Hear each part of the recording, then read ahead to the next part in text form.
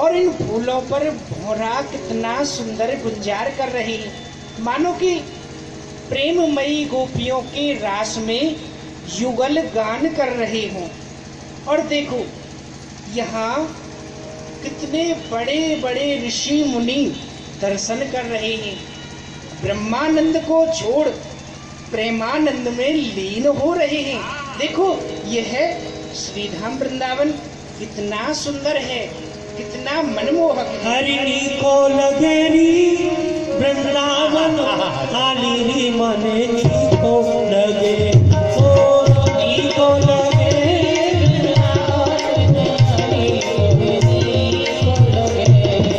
मोहिनी को लगे, बड़ो नी को लगे,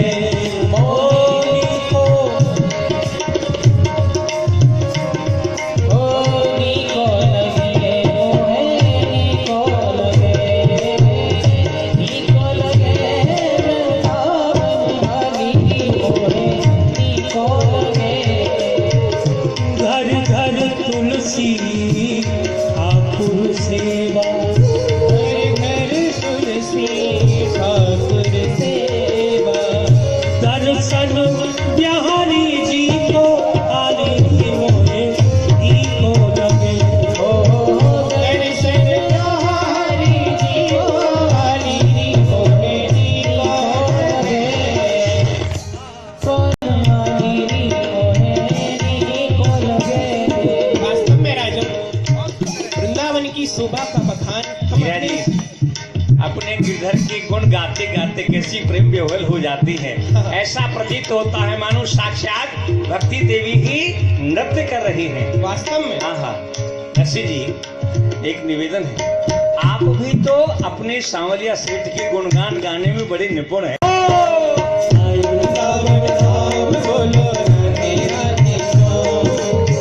राधे राधे श्याम बोलो, राधे राधे श्याम, राधे राधे श्याम बोलो, राधे राधे श्याम, वृंदावन धाम बोलो, राधे राधे श्याम, वृंदावन धाम बोलो, राधे राधे श्याम।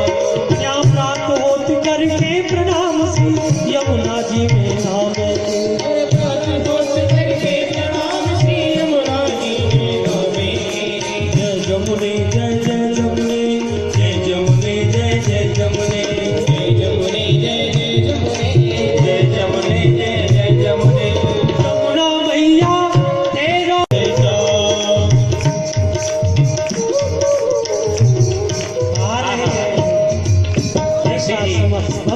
ये राधे राधे की ध्वनि जो हो रही है ना, ये तुम्हारे है। ऐसे लग रहा है इनकी मधुर मधुरी जो बज रही है, ये हमारे प्रीतम ही बजा रहे हैं। और जो पवन की सुगंध कह रही है कि कुछ ही क्षणों में हमारे प्रभु दर्शन दे जाओ। बांके बिहारी आया, मेरा कुंज बिहारी आया, ओ बांके बिहारी आया, कुंज बिहारी आया, बांके बिहारी आया, मेरा कुंज बिहारी आया, ओ बांके बिहारी आया, कुंज बिहारी आया, भक्तों को अपनाया, मुझको गले लगाया, बांके बिहारी आया, बांके बिहारी आया, कुंज बिहारी आया, ओ बांके बिहारी आया, कुंज बिहारी आया।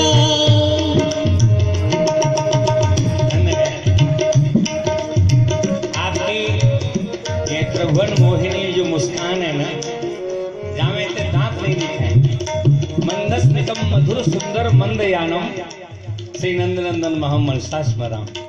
आपकी जो मंद मुस्कान है, जब भी देखो, जब कहो दर्शन करो, आपकी जो मंद मुस्कान है, मानो कितने आपके प्रति श्रद्धा है, भक्ति है, वह सब व्यर्थ है यदि आपकी एक बार जिसने मुस्कान नहीं देखी।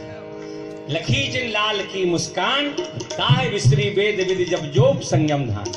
आपकी मुस्कान देख करके चाहे कोई योगी हो, सिद्ध हो, तपस्वी हो, सब छूट जाए यदि आपकी मुस्कान एक बार दर्शन हो जाए। हे नाथ, आज आपके सब भक्त ऐसे प्लावित हुए हैं, आनंद विभोर हुए हैं। आप ये कैसी लीला कर रहे हैं लीला में कि कहाँ किशोरी जी के दरबार में हम सबकी साक्षी अर्थात गवाही है, आप पर कोई आरोप लगे हैं, तो ऐसी कैसी लीला है नाथ? अरे भैया, अब मैं तुमको कहाँ बताऊं? नहीं, ये बतानी तो पड़ेगी। बिना बताए तो प्रभु कैसे पता पड़े? एक तो यह मेरी जो ब्रज भूमि है, हाँ, वह प्रेम को साम्राज्य है और मैं तो सदा ही प्रेम के अधीन रहूं हूँ। तापे हूँ रस की अवधि श्री स्वामिनी जू वह या भूमि पे राज्य करे हैं, परंतु उनकी कछु सेवका ऐसी है जो कि श्री स्वामिनी जू की कृपा पाए के मोकू मनचाहे हो नाच नचाए। किशोरी जी की कछु सेवका? हाँ प्रभु, हम जब से वृंदावन आए हैं ऐसे सुंदर सुंदर शब्द सुनने को मिलते हैं ब्रज भाषा के, हद कर दी। तो भैया, एक रसिक भाई दासी, रसिक दासी नाम की सखी ने अच्छा, श्री किशोरी जी के दरबार में मेरे रहन सहन पे नाए जाने कैसी कैसी झूठी तोहमत लगाए दी है। हाँ भैया, मैं तो वह सखी की अर्जी को सुन के दंग रह गयो। अच्छा, मैं तो यूं सोच रहे हो कि मुंह पे ऐसे आरोप कैसे लग सके। अब देखो, मैंने तो आप सबको गवाही देवे को बुलायो है, अब तो आप ही कछु मेरी अच्छाई को दरबार में वर्णन करियो तो आप बच सब- जाओगे। हाँ, आप सब मेरे भक्त हो और मर्मज्ञ हो। प्रभु, कभी ऐसा अवसर आया नहीं कि आप पर आरोप लगे या हमको साक्षी देना पड़े। अब ये समझ में आ गई कि अब तक आपने हमको बचाया, अब हमको आपको बचाना पड़ा। हाँ भैया, ऐसा ही समझ लो। अब तो- मोकू तो तुम जैसे भक्तन को ही सहारो। आप चिंता मत करें प्रभु, हम पूरी शक्ति लगाएंगे, पूरी शक्ति के साथ, और आपको बचा ही ले जाए। आप चिंता मत करो बस। ठीक है भैया। क्यों नरसिंह जी? प्रभु, आपके जो भी गुण हैं हम उन्हें भली प्रकार बखान करेंगे, और हमारा तो रोम रोम आपके गुणों का ऋणी है। आप चिंता ना करें, हम आपको बचा के यहाँ से ले चलेंगे, नाय भैया, यही छोड़ चलेंगे। तुम कछु ज्यादा मत कियो। जो जो मैंने तुम्हारे संग अच्छाई करी है मैं सुनना बताए दियो। हाँ हाँ अवश्य, बुराई न मत बताइए भूल के। बुराई बताएंगे तो प्रभु और प्रभु। फंस जाएंगे। अब इतना तो है कि हम अपनी अपनी बात कह सके, और अच्छाई कितनी है और बुराई कितनी है अब ये तो आप ही जाने। कोई अपना हो, कोई अपना हो। बोलो राधा रानी सरकार की जय हो। जय जय श्री राधे, जय जय श्री राधे, जय जय श्री राधे। मंत्री जी, रसिक दासी के मामले में प्रतिवादी की तरफ से गवाही लेकर इस मामले को शीघ्र ही निपटाया जाए, क्योंकि इस मामले के कारण हमारे बहुत से राज्य कार्य अटके पड़े हैं। जो आज्ञा सरकार। सिपाही, प्रतिवादी की ओर से पहले गवाह भक्त नरसिंह मेहता को दरबार में बुलाया जाए। भक्तराज नरसिंह दरबार में हाजिर हो।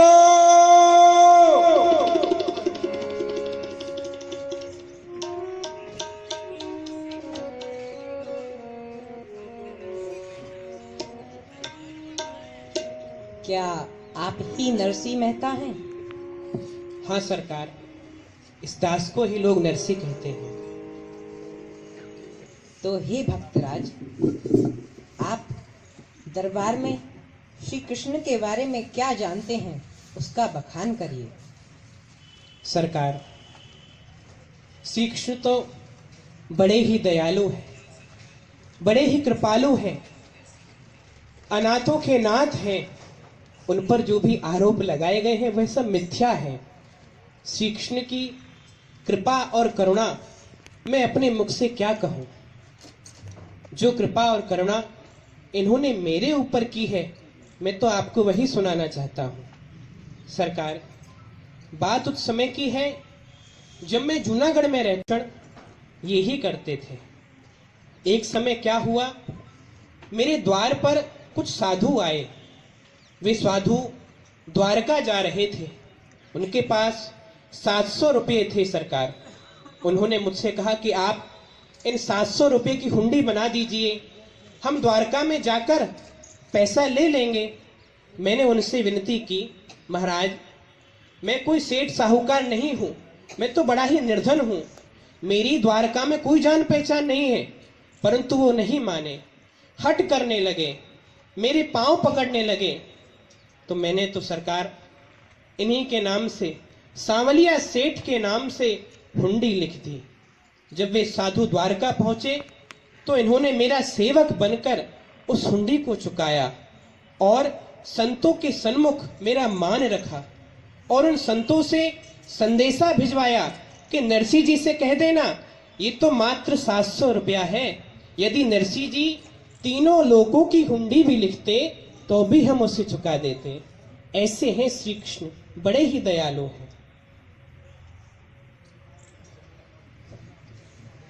भक्त प्रवर, ये तो आपने द्वारिका की बात बताई, परंतु जो इन्होंने ब्रज में लंगुराई की है, चोरी की, धूम मचा रखी है, कुछ उसके विषय में भी तो बताओ।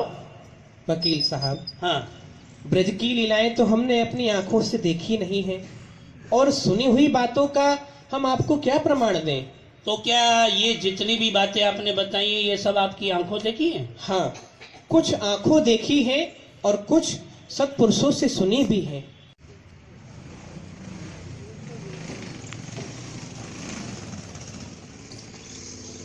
मंत्री जी, जी सरकार। अब दूसरे गवाह को बुलाइए। सिपाही, अगले गवाह मीराबाई जी को दरबार में पेश किया जाए। भक्त मीराबाई दरबार में हाजिर हो।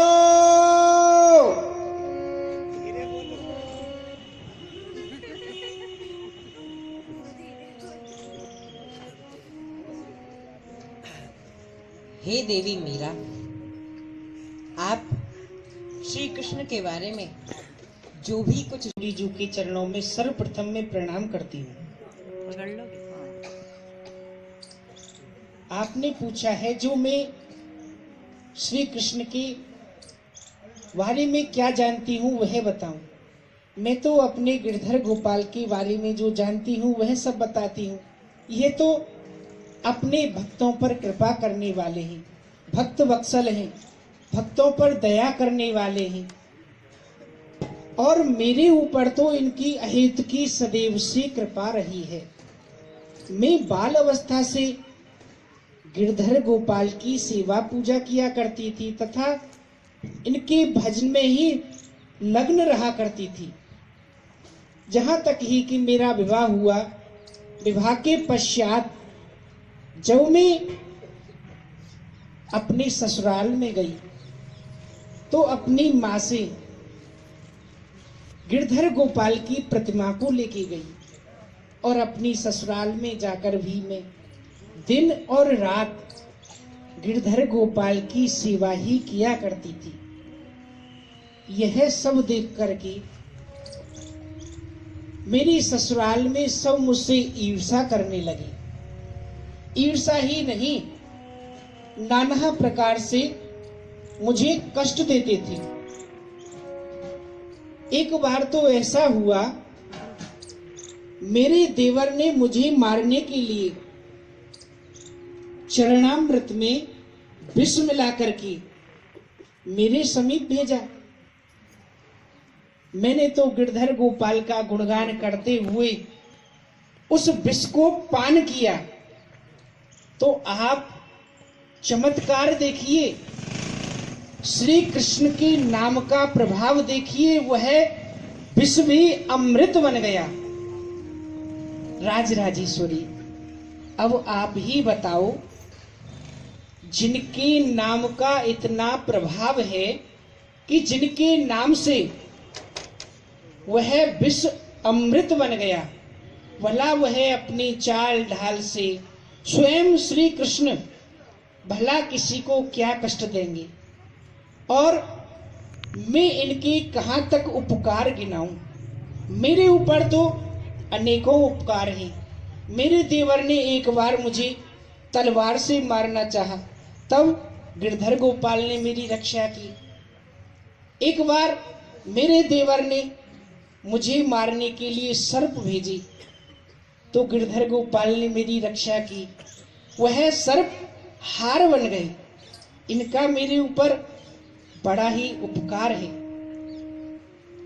इनके गुणों का वर्णन कहाँ तक करूं। यह तो भक्तों पर दया करने वाले हैं, दीन बंधु दीनानाथ हैं।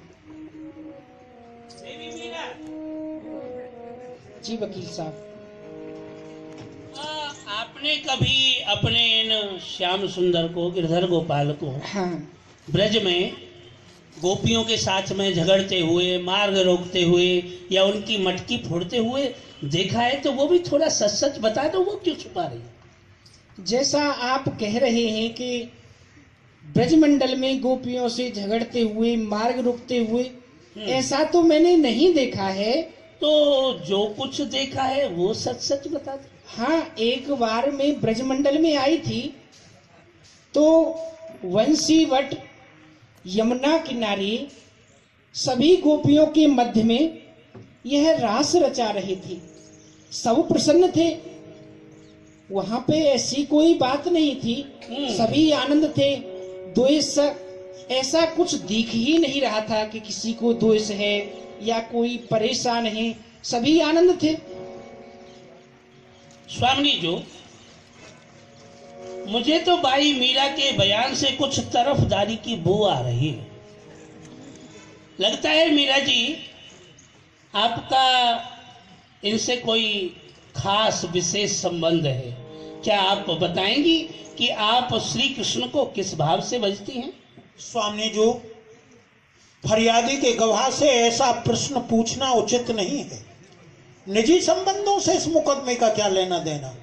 कोई किस भाव से भजता है, कोई किस भाव से भजता है, इससे वकील साहब को क्या लेना है। वकील महाशय, गवाह की सच्चाई की परख करने के लिए ऐसा पूछा जा सकता है, ऐसी कोई बात नहीं।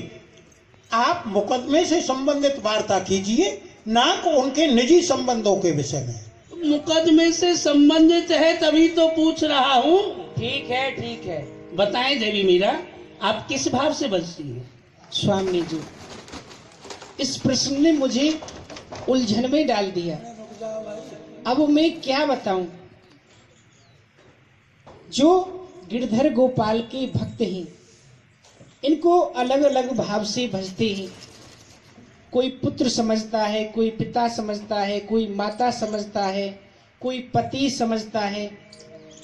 जो अलग अलग भाव से सभी भक्त इनकी भजना करते हैं, मैं सब भाव से इनकी भजना करती हूँ। ठीक है, आप जा सकती हैं। ठीक है, प्रणाम किशोरी।